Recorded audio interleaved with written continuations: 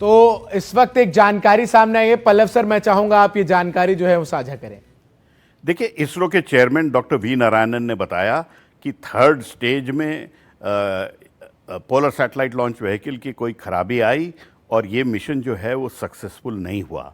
तो भारत का जो EOS-9 सैटेलाइट था जिसको कि अंतरिक्ष में छोड़ा जाना था वो सक्सेसफुल नहीं हुआ। इसरो के चेयरमैन, हम वो वाली बाइट जो है इसरो चेयरमैन की अगर दोबारा लगा सकें उसको उसको उसको दिखा सकें, तो उन्होंने बताया कि सेकंड स्टेज तक परफॉर्मेंस नॉर्मल थी। अब वो इसरो ने जो एक फर्दर इन्फॉर्मेशन की बात की थी वो इसीलिए होगी क्योंकि वो ग्राफ पे उनको दिख रहा होगा कि कुछ ना कुछ थर्ड स्टेज में प्रॉब्लम हुई थी।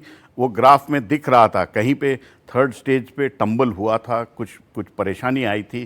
थर्ड स्टेज एक सॉलिड प्रोपेलेंट स्टेज होती है जो कि कामयाबी से काम नहीं की और भारत का पोलर सैटेलाइट लॉन्च व्हीकल का 63rd लॉन्च जो है वो सक्सेसफुल नहीं हुआ है और EOS-9 सैटेलाइट जो है अपनी कक्षा में प्रक्षेपित नहीं हो पाया है। ये देखिए, रॉकेट जो है वो लॉन्च एक रिस्की काम होता है जी। तभी कहते हैं कि ये it is not rocket science. तो ये रॉकेट साइंस है और इसमें से छोड़ना जो है कभी सक्सेस होता है, कभी फेलियर होता है, तो मायूस होने की ज़रूरत नहीं है। पोलर सैटेलाइट लॉन्च व्हीकल बहुत ही कामयाब एक रॉकेट है। उसमें अभी तक 63 लॉन्चेस में 3 फेलियर हुए थे और आज 63वें लॉन्च में ये चौथा फेलियर अगर हुआ है पोलर सैटेलाइट लॉन्च व्हीकल का। तो सर, जो जानकारी आ रही है उसके मुताबिक PSLV में खराबी आने के कारण जो है ये जो है वो लॉन्चिंग जो है असफल रही है जी। इसरो के चेयरमैन ने जैसे एक वो छोटा सा इंफॉर्मेशन दिया कि थर्ड स्टेज में कुछ प्रॉब्लम आया, उसके कारण रॉकेट फेल हुआ है और ये प्रक्षेपित नहीं हो पाया, अपनी कक्षा में नहीं जा पाया। और आम तौर पे इसरो दिखाता रहता है कि क्या इशू होते हैं उस वक्त।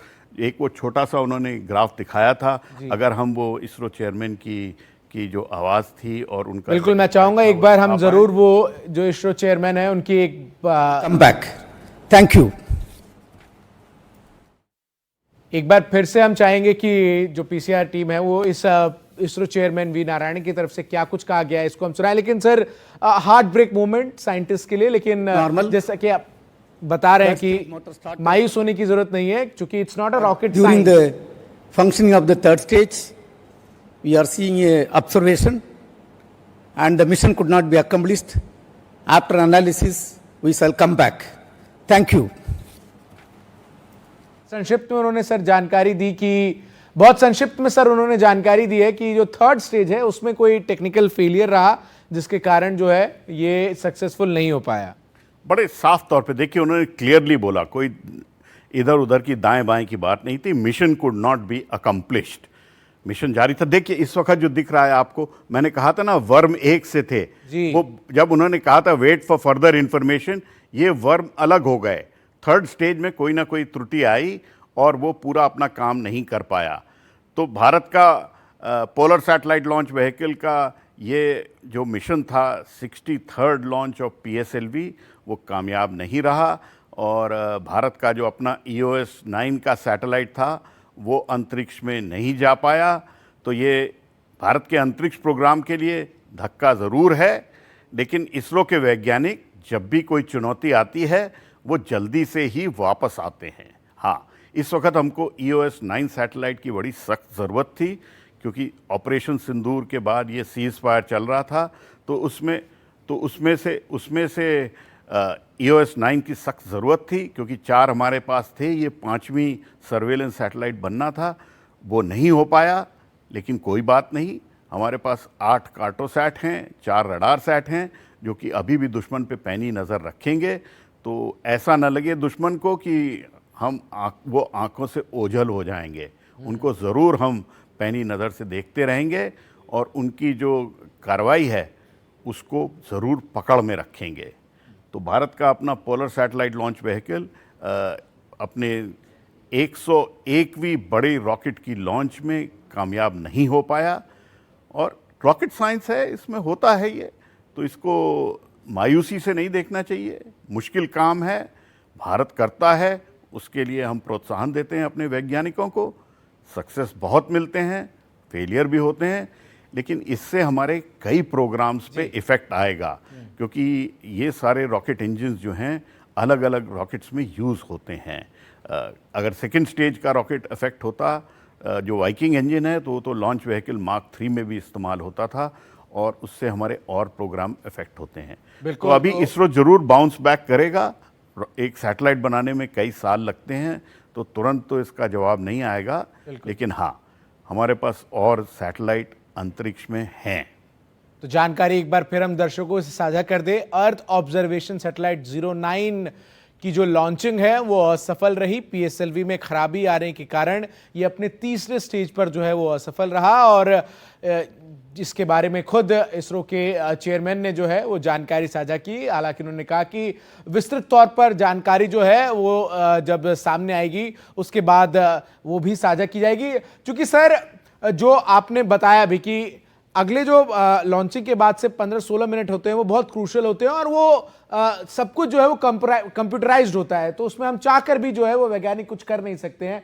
यही वजह है कि शायद जो है जब तीसरे स्टेज में, जो कि आप ग्राफ से समझा रहे थे कि दोनों जो है वो पैरेलल्स होने चाहिए थे, वो यहाँ पर हम ग्राफ को जब देखते हैं तो देख रहे हैं कि उसमें जो है वो क्रिस क्रॉस के साइंस जो है वो नजर आ रहे हैं। बिल्कुल जी, क्रिस क्रॉस दिख रहा है, मतलब थर्ड स्टेज ने अपना काम नहीं किया, कहीं ना कहीं थर्ड स्टेज में प्रॉब्लम हुआ।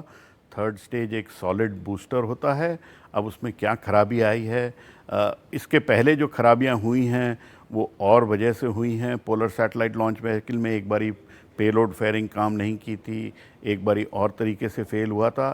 तो अब इसकी एनालिसिस होगी, और इसरो का अपना तरीका जो है एनालिसिस का, फेलियर एनालिसिस का, एक इंटरनल फेलियर एनालिसिस कमेटी बनती है, एक एक्सटर्नल फेलियर एनालिसिस कमेटी बनती है, और उससे वो तैयारी करके बता पाते हैं कि इसमें क्या त्रुटि आई थी, और उसको सुधार के फिर वापस लौटते हैं। तो ऐसा नहीं है कि इसरो इसको छुपा रहा था। देखिए, बड़े साफ तौर पे डॉक्टर वी नारायणन ने बताया कि मिशन अकम्प्लिश नहीं हुआ है, तो मायूसी की बात नहीं है। आज नहीं हुआ तो कोई बात नहीं, कल फिर होगा और सक्सेस हमारे कदमों पे आएगा, दोबारा आएगा। और यकीनन ये जो तमाम सांसदों का प्रतिनिधि मंडल है, ये भी सर तमाम वैज्ञानिकों को प्रोत्साहित ही कर रहा होगा कि सफलता असफलता जो है वो किसी भी मिशन का एक पार्ट है। लेकिन इसरो जो है वो सबसे ज़्यादा सर जाना भी इसी जाता है कि वो बाउंस बैक जो है वो उस तरीके से करता है कि वो जो पीछे की असफलता है उसको पूरी तरीके से दुनिया जो है वो भूल जाती है, और फिर सफलता जो है वो कई आयाम बड़ी हो जाती है। बिल्कुल सही बात है। देखिए, हमने देखा था चंद्रयान 2 के दौरान असफलता हुई थी। भारत ने जब अपना लैंडर चांद की सतह पे लैंड करने की कोशिश की थी, उसके बाद हमने और भी मिशंस हैं GSLV के, उसमें भी फेलियर देखे थे। लेकिन हर बारी इसरो ज़रूर बाउंस बैक करता है। इसरो के वैज्ञानिक पकड़ लेते हैं क्या प्रॉब्लम आई है, उसको रूट कॉज एनालिसिस बोला जाता है, और एक बारी रूट कॉज एनालिसिस अगर हो जाती है तो फिर वो उसको फिक्स करके आगे बढ़ जाते हैं, और हमने देखा है। और देखिए, रॉकेट साइंस और रॉकेट लॉन्च एक बहुत जोखिम भरा काम है। बहुत ही कम देश हैं जो कि इतनी सक्षम तरीके से इतने रॉकेट लॉन्च करते हैं। ये ताकत अमेरिका के पास है, रूस के पास है, चीन के पास है, जापान के पास है, फ्रांस का अपना या यूरोप का अपना एक रॉकेट है। लेकिन बहुत कम देश हैं जो कि एंड टू एंड कैपेबिलिटी रखते हैं। तो ज़रूर इसरो लौटेगा और ज़्यादा कारगर तरीके से वो वापस आएंगे अपना काम करने के लिए। थर्ड स्टेज ऑफ रॉकेट में कोई प्रॉब्लम आई है, अब उसको ध्यान से देखा जाएगा कि क्या प्रॉब्लम आई। बिल्कुल, उसको एनालाइज किया जाएगा, उसको स्टडी किया जाएगा। एक बार जरा दर्शकों को फिर से सुनाते हैं क्या कुछ कहना है इसरो के चेयरमैन डॉक्टर वी नारायणन का। During the functioning of the third stage, we are seeing a observation, and the mission could not be accomplished. After analysis, we shall come back. Thank you.